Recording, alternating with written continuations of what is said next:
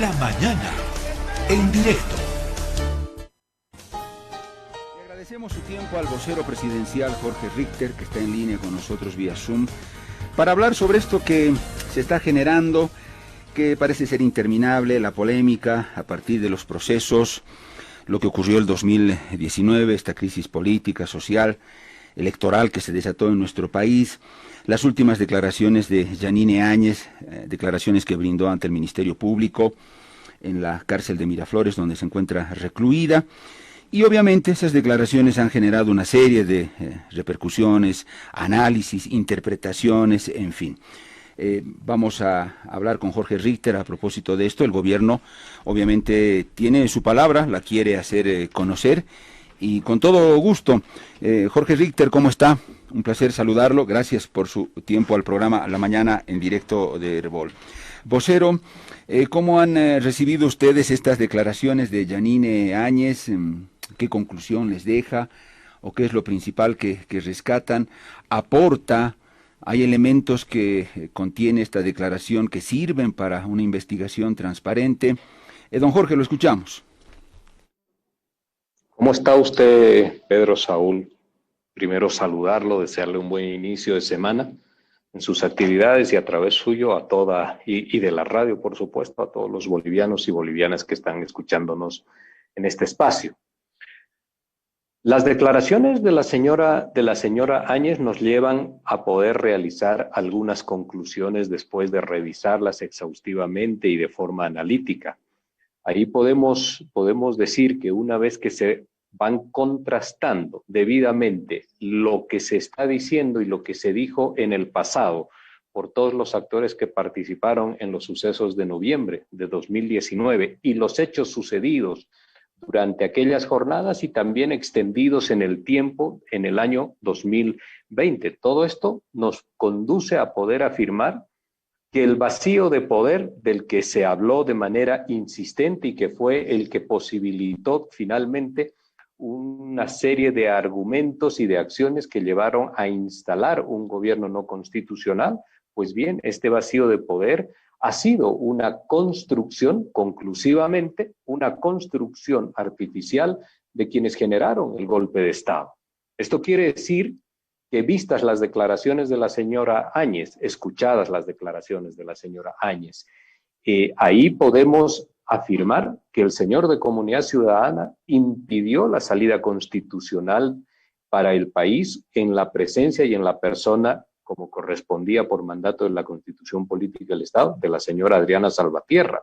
Le pidió su renuncia un 10 de noviembre de 2019 y señaló enfáticamente que nadie del movimiento al socialismo podía suceder a Evo Morales en aquel proceso. Esto quiere decir, como le señalé conclusivamente, que el vacío de poder fue una construcción artificial y que el golpe de Estado que se gestó en aquellos años tiene a uno de sus autores, son varios, expuesto de manera absolutamente evidente.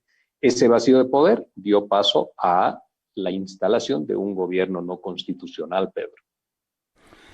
Bien, don Jorge, ¿usted cree que producto de esta declaración, yo quisiera saber el criterio que tiene el gobierno, este es un elemento, según ustedes, que implicaría el incluir a Mesa o una apertura de investigación contra Carlos Mesa o citarlo a declarar, qué sé yo, todo lo que se supone un proceso judicial? ¿Ustedes como gobierno piensan que eso debería ser así o cuál tendría que ser la acción o la actitud hacia Carlos Mesa desde la perspectiva del gobierno? Nosotros como gobierno y en la perspectiva, como usted señala, en la perspectiva sobre lo que es nuestro pensamiento y nuestra mirada respecto de los sucesos de noviembre, señalamos esto que le acabo de mencionar. Aquel vacío de poder ha sido una construcción artificial propiciada desde los sectores de la derecha y del conservadurismo en Bolivia. De ahí en más, lo que estas declaraciones de la señora Áñez tengan como consecuencia en el ámbito legal, pues esto tiene que ser llevado por las instancias que están investigando, será la Fiscalía, será la justicia en definitiva, quienes señalen el camino que se deba seguir, no el poder político.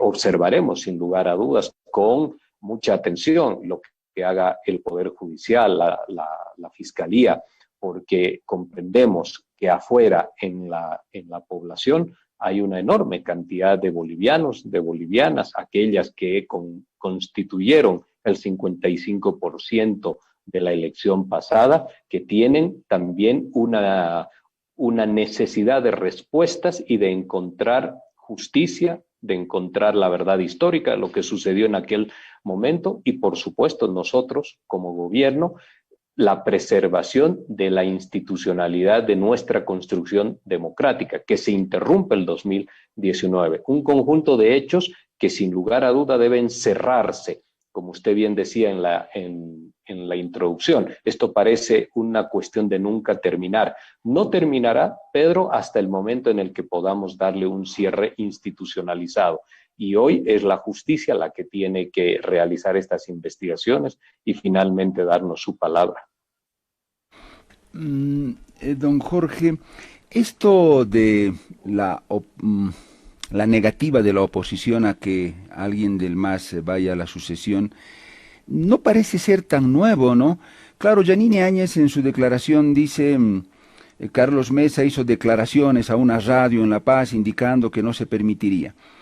Pero antes también, vocero, Evo Morales en una entrevista del año pasado, no sé si era marzo o mayo, pero es uno de los 2 meses, son periodistas del exterior del país que me parece que le hicieron la entrevista, se publicó en el suplemento Animal Político de La Razón, y en esa entrevista Evo Morales ya dice claramente, algunos de los colaboradores de nuestros ministros habían hecho consultas a la derecha respecto de que Salvatierra podía estar en la sucesión, y Evo Morales claramente en esa entrevista dice, la respuesta fue negativa, que la oposición no quería a Adriana Salvatierra en la sucesión. Claro, de pronto en ese momento no se le dio la relevancia que de pronto ameritaba darle a ese detalle, porque es una respuesta que da Evo Morales, que la entrevista la publica en unas 4 líneas nada más, o 3 líneas, y ahí quedó. Pero bueno, parece ser que el dato, le digo, no es tan nuevo, y que en ese momento quienes eran la oposición de manera unánime aparentemente habían dado su negativa a que Salvatierra esté en la sucesión presidencial. Ahí hay elementos importantes en lo que usted menciona, Pedro. Primero, que posiblemente, como bien señala, no sea un dato absolutamente nuevo, solo que entre marzo o mayo, dependiendo el mes que se haya dado esa declaración, en el país existía una correlación de fuerzas que, entre otros objetivos, tenía también poder silenciar o soslayar lo que eran los diferentes pronunciamientos, declaraciones o análisis que se efectuaban en el país. Había un control de poder por el grupo que había instalado aquel gobierno no constitucional, y eso cambia cualitativamente la situación como primer punto. El segundo elemento también es importante ahora en el marco de las investigaciones y de lo que dice la señora Áñez, que ya no tiene la situación de mando del Estado como lo tenía el pasado año, y eso no es un dato menor. El hecho de que una persona en la construcción de lo que debía ser un proceso, que este es el argumento de los sectores que propiciaron la ruptura institucional, de lo que debía ser la sucesión constitucional, pues está claro, este es el elemento central, está claro que ahora existen contradicciones entre ellos, entre Áñez, entre el señor de Comunidad Ciudadana, y está claro, le decía, que no había una intencionalidad constitucional, que no existió un apego a la norma, a la norma de la Constitución Política del Estado y de su artículo 169, que establece claramente cómo debe activarse la sucesión presidencial. Esto es absolutamente importante porque el vacío de poder del cual se nos habló para a su vez activar de forma inmediata una sucesión por fuera de lo que señala la Constitución Política del Estado. ¿Esto qué significa?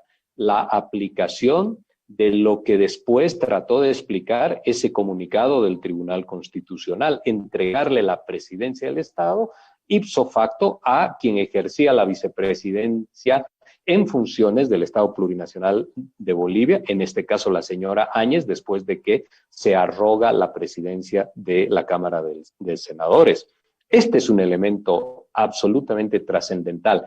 Crearon una figura de vacío de poder, una figura argumentativa, para rápidamente poder tomar el mando del Estado por una vía que no es la que señala y respalda la Constitución Política del Estado. Estos hechos configuran, exponen, evidencian, Pedro, de manera clara y taxativa, el golpe de Estado.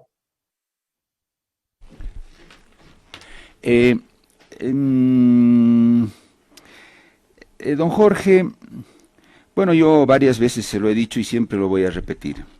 A mí como periodista, y particularmente en este espacio que conduzco, esta revista periodística informativa, a mí no me interesa defender a nadie, don Jorge. No tengo por qué hacerlo. Es más, pienso que muchos políticos no merecen ningún tipo de defensa, y más aún de periodistas.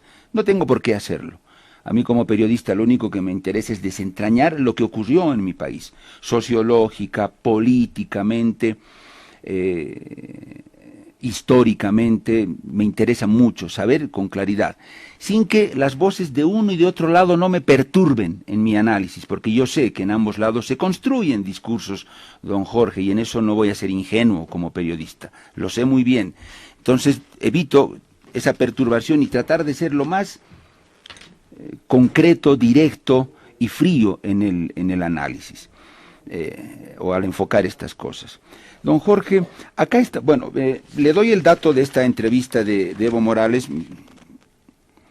La entrevista se publicó el domingo 15 de marzo del 2020. Usted puede tomar nota. Domingo 15 de marzo del 2020, es en el suplemento Animal Político de La Razón. Es una entrevista extensa de casi 3 planas. El título, bueno, los que hicieron la entrevista son Jorge Delgado S. y Sergio de la Cerda. La entrevista titula Evo, 2 llamadas nos salvaron la vida. Ese es el dato preciso y exacto de esta entrevista, en la que Evo Morales ya había dicho que se hicieron consultas a la derecha para ver si Adriana Salvatierra podía estar en la sucesión, y la derecha había respondido que no. Eso lo dice acá en esta entrevista Evo Morales. Don Jorge, cuando, no sé si hablar de ilegalidad o anormalidad en lo que pasó en el país el 2019, porque hay que analizar lo que viene por delante. No solamente es cuestión de hacer un corte anacrónico para analizar los hechos y la misma historia. En esa línea, no sé si lo que pasó fue una ilegalidad o fue una anormalidad respecto de todo lo que ocurrió y esos momentos oscuros que vivió el país. Y cuando se habla de golpe, don Jorge, bueno, a uno le cuesta entender ciertas cosas, porque si fue un golpe, bueno, había un parlamento que estaba funcionando, fue el propio parlamento, don Jorge, y la mayoría del MAS, que anuló las elecciones del 2019, que luego eligió a los vocales del Tribunal Electoral, que luego se encargaría de llevar adelante nuevamente las elecciones. Bueno, hay una asamblea con la mayoría de un partido que en ese momento circunstancialmente era la oposición a los que habían entrado al poder, anula la elección y da curso a un nuevo proceso electoral. La verdad es que yo no sé qué llamarle, si darle un calificativo democrático o de golpe o de dictadura. Son esas cosas que parecen no terminan de cuadrar bien, ¿no? Pedro, usted ha señalado un sinfín de elementos ahí, y eso amerita una respuesta que se puede extender un poco.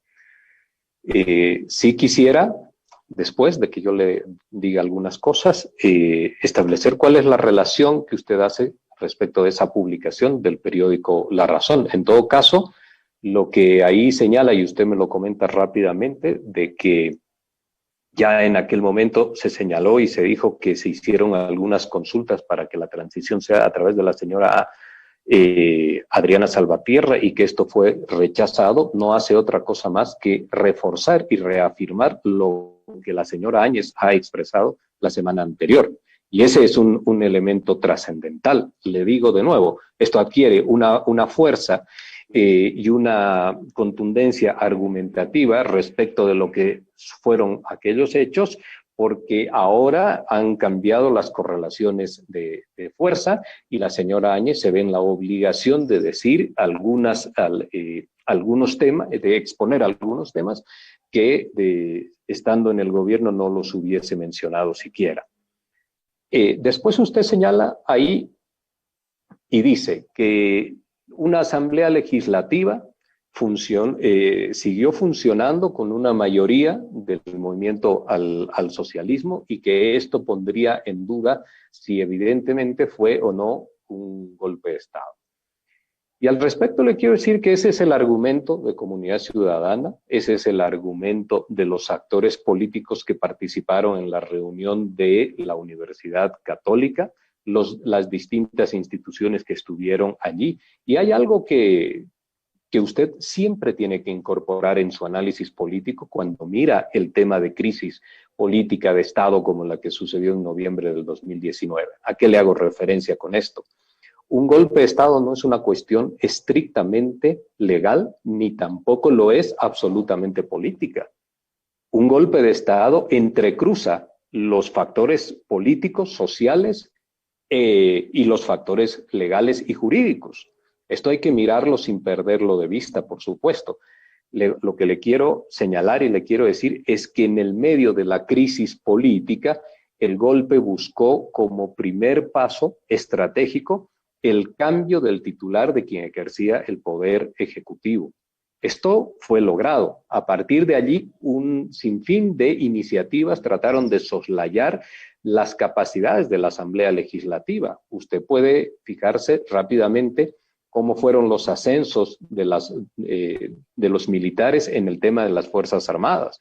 O puede también observar que en el acompañamiento a todo el diseño de la estructura jurídico-legal del proceso de excepción, que se construye con esa ley a la que usted hace mención, la ley 1266 de 24 de noviembre de 2019. En esa ley hay un acompañamiento porque la crisis política requiere necesariamente una solución para poder restablecer el orden democrático. Un paréntesis, permítame usted, Pedro. ¿Cómo se salen de las crisis políticas o de los gobiernos no constitucionales? En la historia del país, el gobierno de García Mesa, por no ir mucho más atrás, el gobierno de García Mesa, que después tuvo la continuidad en el triunvirato de Bernal, de Panmo y de Celso Torrelio Villa, y en la presidencia de Torrelio Villa, y en la presidencia de Guido Vildoso Calderón. ¿Cómo salimos de aquella crisis política de gobiernos no constitucionales y sí dictatoriales? A través de acuerdos políticos que permitieron llevar al país a un proceso electoral. Esto también solamente un detalle, don Jorge, histórico para puntualizar. En todos esos episodios dictatoriales, en ningún momento la comunidad internacional brindó su apoyo a uno de esos gobiernos. La condena fue total de la comunidad internacional. Ese detalle habría que puntualizarlo también, ¿no?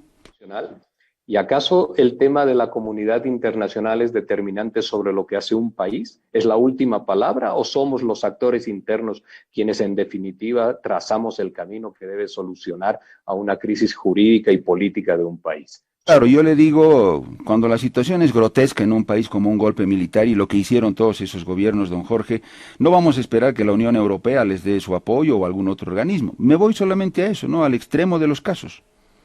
Y en este caso, ¿usted le da más valor a la Unión Europea o a la República Argentina? Por citarle solamente algún ejemplo. Bueno, la República Argentina es una. La Unión Europea son varios países, es la comunidad de países europeos, y que ellos hubieran dicho en aquel momento que reconocían a determinado gobierno, no sé si es poca cosa o mucha cosa, pero solamente lo pongo ahí. Y solo ese hecho Solo ese hecho significa que el gobierno ya tiene una legitimidad por encima de lo que señala nuestra constitución política del Estado y la propia vivencia del pueblo boliviano. No funciona en esa línea, Pedro. Lo verdaderamente importante son nuestras normas y nuestras capacidades internas para poder solucionar los conflictos. Claro, ¿no? ahí, don Jorge, yo voy a dejar que usted siga exponiendo, pero solamente le abro un pequeño paréntesis. Por eso le decía, en cuanto al respeto de nuestra normativa y todo lo demás, cuando usted dice si es que un criterio internacional basta para decir si esa llegada de gobierno no fue correcta, por eso le decía, no solamente es un corte anacrónico el que hay que hacer para analizar esto que parece ser consecuencia de otra cosa que venía más atrás en nuestro país, referida también al incumplimiento de ciertas normativas. Pero bueno, ese es el análisis más amplio. Yo permito que usted continúe con lo que estaba desarrollando. Aunque haya, Pedro, otros elementos que también son detonantes y tienen una implicancia directa con lo que sucede en noviembre de 2019, en la construcción democrática no podemos permitir como bolivianos que tratan de sostener esta forma de organización política que es una democracia, no podemos permitir su ruptura con cualquier otro argumento. ¿Esto qué quiere decir? Y lo dijo y lo expresó muy bien el expresidente Mujica. Puede ser que haya todo un debate en torno a lo que sucedió el año 2016. Eso no es argumento suficiente para poder generar un golpe de Estado en un país. Ese es un punto. El segundo punto, está claramente establecido. La forma de sucesión presidencial en Bolivia está señalada por lo que dice el artículo 169. 170, 173 en lo que hace al impedimento definitivo y a la ausencia de los primeros mandatarios del país y el artículo 161 de forma prioritaria. Y ninguno de estos artículos fue aplicado de acuerdo a lo que señala la norma constitucional. Pero este es el elemento legal de la crisis política. El elemento político de aquellos hechos está dado por la presencia que desequilibra los factores, por la presencia de los factores de poder que desequilibran la situación política del Estado. Estoy haciendo referencia a lo militar, estoy haciendo referencia también al factor policial, que teniendo el monopolio y a la fuerza de fuego para poder contener disuasivamente a los sectores que se puedan manifestar en contrario de una decisión, por supuesto que su incidencia es absolutamente determinante. En esa perspectiva, el camino que seguimos, y esto está en función de lo que señala la señora Áñez, crearon un vacío de poder con una intención de instalar un gobierno no constitucional que permita instrumentalizar un proceso electoral que lo tenían pensado y planificado, porque también la secuencia constitucional estaba llegando a su fin, concluía el 22 de enero del año 2020, instalar, le decía, un gobierno que pueda permitirles llevar adelante un proceso electoral controlado. ¿Para qué? Para lograr desalojar del poder a lo que significa el movimiento popular organizado, el movimiento al socialismo como estructura política. En el medio se dieron algunos otros factores que cambiaron y modificaron estructuralmente esa agenda que se propusieron.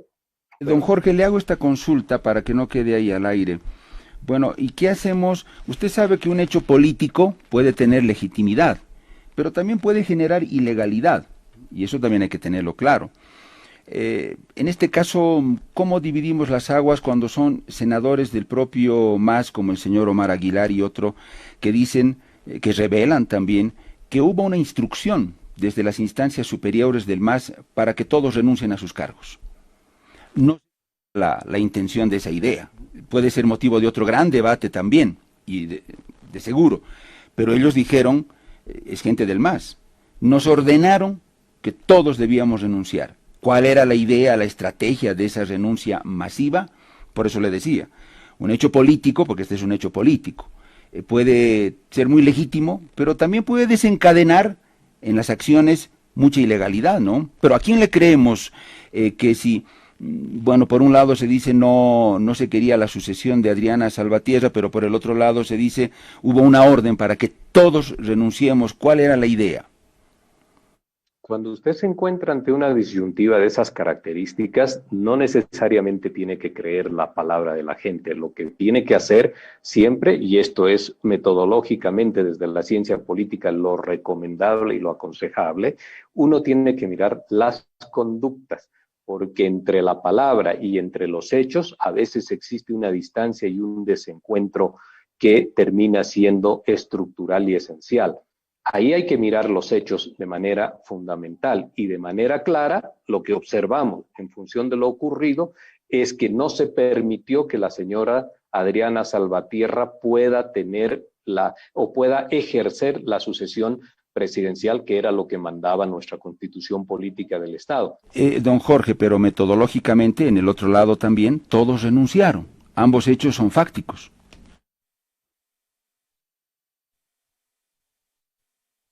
Las renuncias, Pedro, las renuncias tienen que ser consideradas por la Asamblea Legislativa. Usted lo sabe bien eso. Las renuncias son consideradas por la Asamblea Legislativa.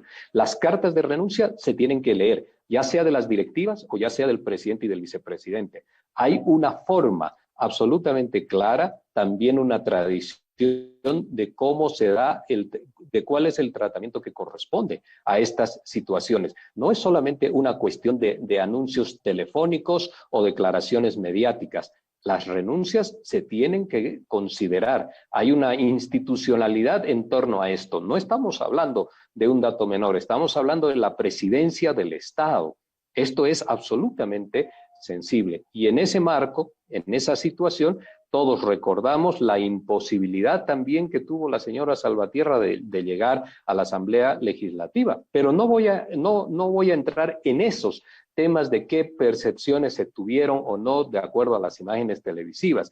Básicamente hay una forma de proceder metodológicamente que señala la norma y por la cual se debería haber activado. Uno, la sucesión presidencial. Número dos, el tema del tratamiento de las directivas. Y en ese sentido, y hechas además también esas consultas, y lo que usted ha leído de la entrevista en el mes de marzo del pasado año, hechas esas consultas, se negó que la sucesión constitucional se efectúe a través de lo que señalaba, a través de la persona que correspondía de acuerdo a lo que señala la Constitución Política del Estado. Eso número uno. Y número dos, no se podían elegir autoridades de la Cámara de Senadores cuando el mismo reglamento dice, le hablo del artículo 41 y le hablo del artículo, si mal no recuerdo, es el 35, el reglamento de debates. La directiva se compone presidencia y primera vicepresidencia para el bloque mayoritario, segunda vicepresidencia para el bloque en minoría. La señora Áñez era del bloque minoría, no tenía posibilidades de ser presidenta de la Cámara de Senadores, mucho menos entonces vicepresidenta en ejercicio y aún todavía menos poderse arrogar el mandato o las capacidades. Don Jorge, quiero plantearle la siguiente idea y voy a lo que yo le decía, ¿no? Que cuando se analiza un hecho político y social en una sociedad, hay que analizarlo completo. Yo estoy consciente, don Jorge, que un gobierno que de pronto llega a ejercer el poder sin mandato popular y sin voto de la gente, puede entrar en muchas figuras irregulares, está bien. Pero también un gobierno que ejerce ese poder vulnerando y violando la Constitución y la voluntad popular sobre todo, también está rompiendo el orden constitucional y está generando un quiebre institucional. Usted sabe que al no respetarse el 21F fue algo grave, porque era un mandato de la gente. El propio gobierno, Luis Arce Catacora y todos ya lo han reconocido, que fue uno de los grandes errores políticos del MAS y de ese gobierno, el no haber respetado ese referendo. Pero es un quiebre, y severo, el no respetar el mandato popular, por lo menos en términos democráticos, es muy, muy grave. Si queremos analizar todo, don Jorge, esa parte de la historia, ¿quién la va a analizar? ¿Quién la va a juzgar? ¿Quién la va a esclarecer? Por ese quiebre que se dio en su momento y que luego derivó en un gradual tensionamiento en el país hasta que pasó lo que pasó. Por eso, ¿quién debe responder? ¿quién debe rendir cuenta? ¿O nadie? Porque es causa y efecto, ¿no? Esa parte de la historia, ¿cómo la encaramos, don Jorge? Son preguntas largas las que usted hace, Pedro. Mire, claramente lo que significó el 21F ha sido ya en el país fuertemente debatido. Es que también estos hechos y aquellos resultados han tenido incidencia sobre lo sucedido en noviembre del 2019. No podrá, sin embargo, usted, el país tampoco, poder extender infinitamente la cuestión del 21F. En algún momento esto tiene que encontrar un cauce de finalización. ¿Cómo resuelven los países estos hechos estructurales de diferencia y de confrontación respecto de la disputa de poder político? Cuando esto se produce, Pedro, que también ha tenido su consecuencia en la ruptura institucional del 2019. Cuando esto sucede, los países reconstruyen legitimidad. Esta reconstrucción de legitimidad es avanzar sobre un proceso electoral que ponga en consideración de la gente, de la máxima expresión de la soberanía, la posibilidad de que se pronuncie y señale y diga cuáles son los espacios o las proporciones de influencia y de capacidades políticas dentro de una sociedad. Bolivia reconstruye. No, está bien, don Jorge, lo de la reconstrucción lo comparto plenamente con usted, pero que eso no implique impunidad, ¿no? Déjeme cerrar la idea, por favor, Pedro. La reconstrucción de legitimidades, esto fue la manera para terminar con el 21F. El 21F está concluido a partir de lo que ha significado en el país el 18 de octubre del pasado año. Si no, de lo contrario, solamente va a terminar siendo un eje argumentativo para confrontar y polarizar, pero no para construir políticamente. Ese es un tema fundamental. El 18 de octubre se sobrepone ya al 21F porque el país ha reconstruido por encima de aquello, por encima de la narrativa indemostrada del fraude y por encima de los conflictos políticos, ha reconstruido su legitimidad. Y creo que eso no tiene ningún argumento que pueda contrastarlo de forma negativa. Hay una legitimidad en el país reconstruida y proporciones políticas establecidas, que es una elección nacional. Ese es un elemento fundamental. Ahora bien, hacia adelante, el hecho de haber generado una ruptura institucional por la vía de la fuerza, de la violación de la constitución política del Estado, esto no es un dato menor, Pedro, con 37 muertos, más de 800 heridos y más de 1,000 personas detenidas en las cárceles de Bolivia, eso no tiene parangón con lo que se puede discutir. Y como decía el presidente Mujica, no da espacio a que el orden constitucional se pueda interrumpir por la vía de un golpe de Estado. Don Jorge, a ver, todos somos iguales ante la ley. Usted como político, yo como periodista. Y el tamaño del delito, que sea poquito o menos que el otro, no me exime de responder ante la ley, don Jorge. Eso política, doctrinalmente, lo sabemos todos. Por lo tanto, yo les reitero mi pregunta.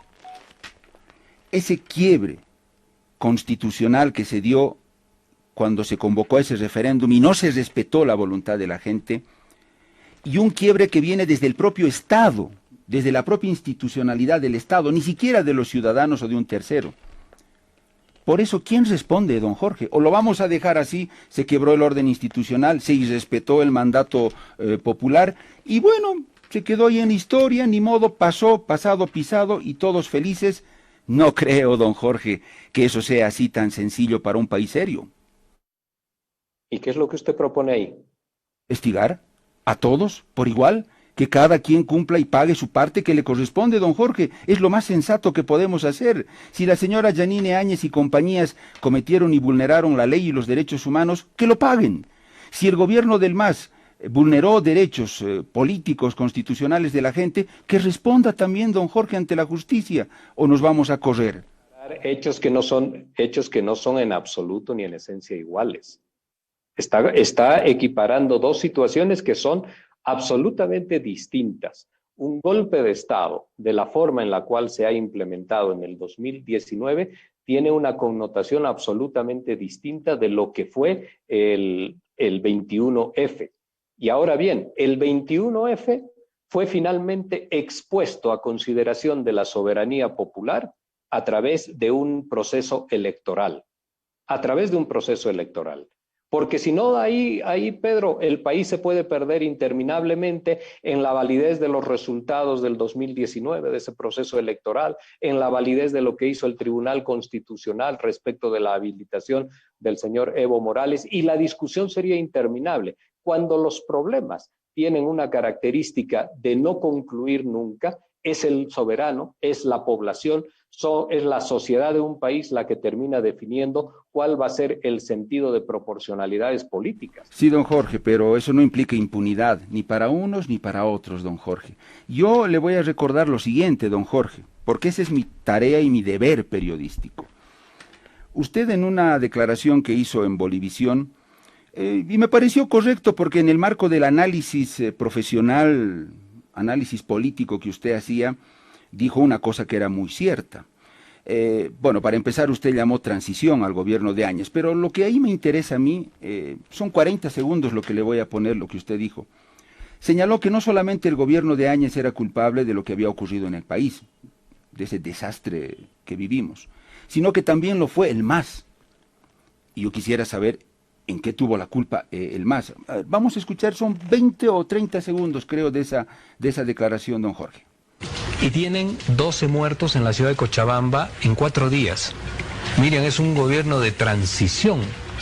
No es un gobierno que se va a quedar, como se escucha a algunos ministros que tienen un deseo de que sea así, 5 años. Es un gobierno de transición y tienen estos muertos, tienen un país convulsionado. Y yo no estoy señalando que la responsabilidad es única y exclusivamente del gobierno. También hay una responsabilidad en el lado del movimiento al socialismo, pero están haciendo política. Y para poder hacer política, este no es un juego de muñecas. Para hacer política, yo tengo que entender este proceso. Don Jorge, desde ese su análisis en aquel momento, se equivocaron unos y otros. ¿En qué se equivocó el MAS? ¿Cuál es la pregunta concreta? ¿Equivocación respecto de qué? Los hechos que se dieron, porque usted claramente en su declaración dice, no solo se equivocó el gobierno de Áñez, también se equivocó el MAS. Y por eso yo le pregunto ahora, ¿en qué se equivocó el MAS? Que tiene que contextualizar. Usted pone ahí una pregunta, una declaración mía de 20 segundos. Yo necesitaría escuchar el contexto de qué estábamos analizando de manera puntual. Ahí en esa entrevista, don Jorge, le estaban preguntando sobre los hechos ocurridos el 2019 y qué había pasado en la llegada de Áñez al gobierno. Y en ese contexto, que es, yo creo, muy claro, usted decía, para comenzar, usted decía que el gobierno de Áñez era de transición. Lo dijo muy claro, 2 veces lo dijo, es de transición. No utilizó el término golpe ni nada. Pero luego dijo que todo lo que está pasando no solamente es responsabilidad de Áñez, sino que también el MAS tuvo mucho que ver. Y por eso yo le pregunto, ¿cuál fue, en términos de autocrítica, en qué se equivocó el MAS? Pedro, usted está teniendo una capacidad para descontextualizar los temas. Mire, la transición se genera a partir de la ley 1266, que establece convocatoria a elecciones generales y a la conformación de un nuevo Tribunal Supremo Electoral. Ya se había instalado el gobierno de facto. El tema de querer dejar sobre el tapete algo de que uno no lo llamaba a lo que fue aquel gobierno, golpe de Estado o gobierno no constitucional, y a última hora está tratando de adjudicar o de señalar o utilizar este calificativo. Yo creo que eso puede ir seguramente con muchas personas, pero no conmigo, porque las posiciones políticas, analíticas que yo he tenido respecto a lo que ha sido el gobierno de la señora Áñez son extensas, son muchísimas, y he sido una persona que ha estado permanentemente refiriéndose a aquel proceso como todo lo ejecutado en la administración de un gobierno no constitucional. Eso queda muy claro porque además está escrito y está también puesto en una innumerable cantidad de alocuciones a través de las redes y de entrevistas. Un primer paso. La transición significaba básicamente entre el establecimiento de aquella ley 1266 del 24 de noviembre del 2019 hasta la realización de las elecciones.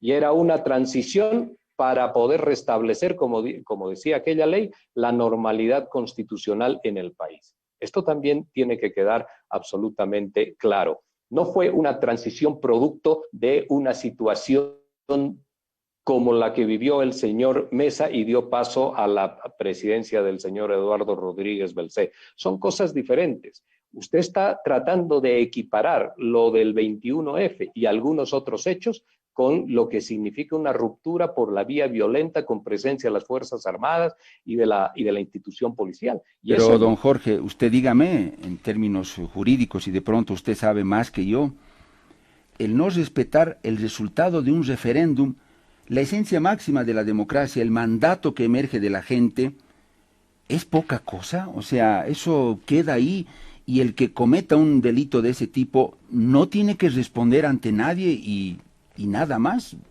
Dígame usted si en términos jurídicos eso no tiene ningún valor. nadie ha señalado. Usted no está argumentando, Pedro. Usted lo que está haciendo es incorporar una carga emotiva solamente en sus palabras. El hecho real es, primero, que lo del 21F ha quedado contrastado con el 18 de octubre. La población ha definido aquello. La población pudo haber salido también por la vía de la condena, si hubiese sido el caso, número uno. Y número dos, la solución que dio, y yo no estoy señalando ni que la comparta ni que la critica, la solución que encontró el poder político en aquel momento fue un fallo del Tribunal Constitucional. Y ese fallo del Tribunal Constitucional en un año de gobierno de la señora Áñez no lograron finalmente revertirlo. Pero Don Jorge, yo solo le digo que ahora se está procesando a Yanine Áñez por no haber cumplido mandatos constitucionales importantes. Está bien, si es así, está bien. ¿Cómo usted me va a decir entonces que lo del referéndum quedó ahí nomás si está dentro de la Constitución política del Estado, la voluntad popular está amparada por la Constitución y que eso no se haya cumplido, eso no ameritaría también una respuesta ante la justicia en la misma proporción de lo que ahora se hace? Pero bueno, yo lo dejo ahí, don Jorge, no son emotividades, son hechos concretos lo que le estoy planteando y se lo estoy planteando en términos de equilibrio. Si a uno se procesa por lo del 2019, el hecho generador de consecuencias posteriores no amerita también ser investigado, esclarecido y que se responda ante la justicia. Mi pregunta como periodista es muy simple y muy concreta, don Jorge. Pero hablando de fallos del Tribunal Constitucional, don Jorge, yo no entiendo al final cómo jurídicamente esto va a llegar a demostrarse, más aún si tuviéramos que ir ante un tribunal internacional para decir, miren, acá hubo un golpe de Estado, esta señora debe ser, o este señor debe ser juzgado por delitos de lesa humanidad, en fin.